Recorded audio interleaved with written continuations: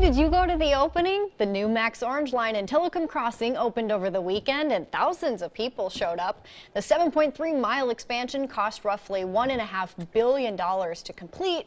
Then it even came in under $50 million, or $50 million rather, under budget, and government leaders say the new line is actually going to help with traffic congestion over on the east side. Since when does something come in under budget? Hey, my goodness. good news there. There are concerns, though, about where all those train commuters would park and if neighborhood streets, if they'd fill up. So we wanted to know on this first commuting day, since the line actually opened, if parking was in fact a problem. Our Chris Woodard is live in Southeast Portland with more. Chris?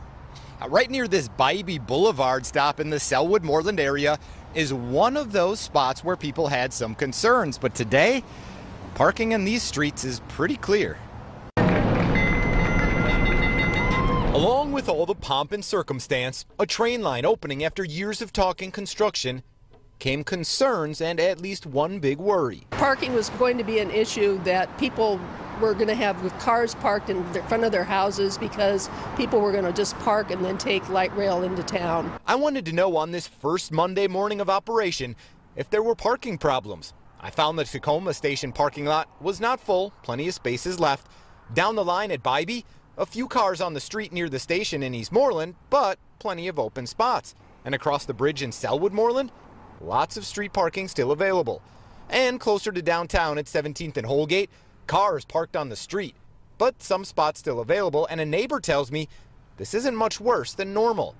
So, as for those parking concerns, It's only the first or second day, so I would give it some time to see if there really is going to be an issue, but so far, so good. It's great. It's great. We're all really excited about this opening. The Bureau of Transportation tells me they spent years preparing for and trying to address neighborhood concerns up and down the Orange Line. We're eager to hear about concerns, but for the most part, what we've been hearing from people is they're really excited about this new service and happy to change their commutes and looking forward to the additional service and additional options.